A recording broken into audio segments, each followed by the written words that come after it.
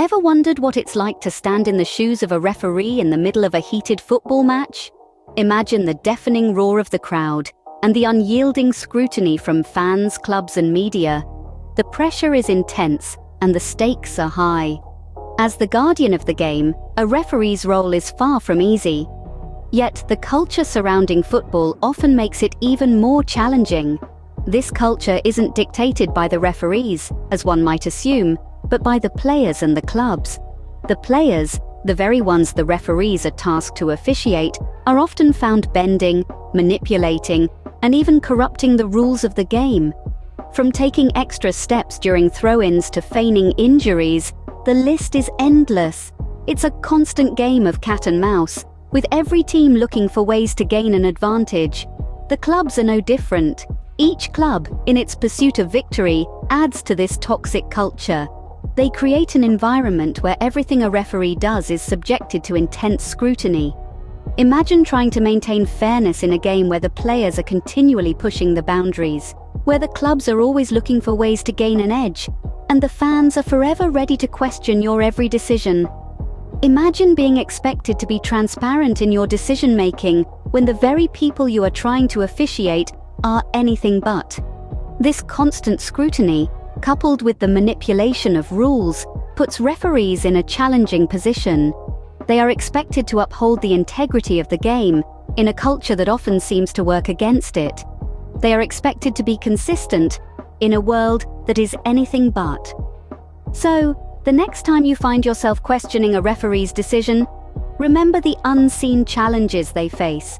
Remember the toxic culture they have to navigate and the constant scrutiny they are under. With all these challenges, it's no wonder that referees often find themselves in the eye of the storm. So what's expected of referees in such a challenging environment? On the surface, it appears simple. Enforce the rules of the game impartially and fairly. However, the reality is far more complex. The culture of football demands referees to be paragons of transparency and consistency, all the while turning a blind eye to the players and clubs that twist and manipulate the rules to their advantage. Imagine this scenario. You're expected to maintain order in a room where everyone else is actively working to create chaos. That's the life of a football referee. The disconnect between the expectations placed on referees and the realities they face is vast. Referees are expected to make split-second decisions with perfect accuracy, while players and clubs are given the leeway to bend and sometimes even break the rules. The expectation is for referees to be flawless, while players are allowed to be fallible.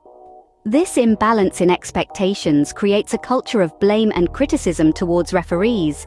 If a game doesn't go as planned, the referee is the easy target.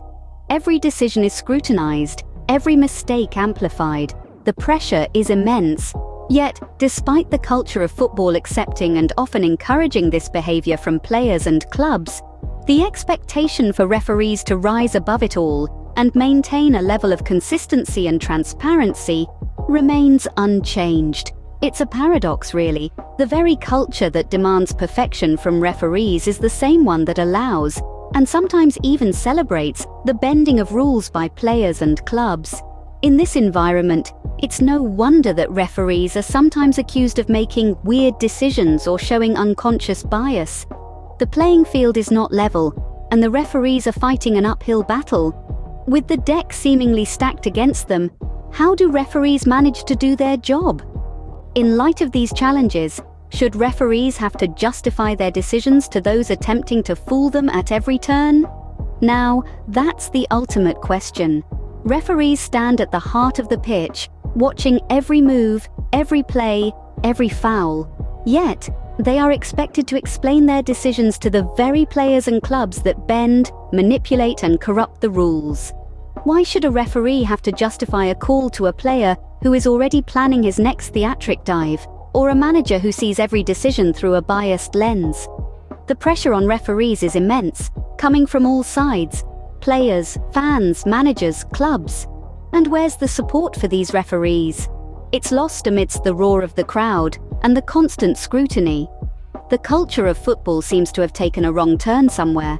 Perhaps it's time to reevaluate how we view the role of the referee and the culture of football as a whole.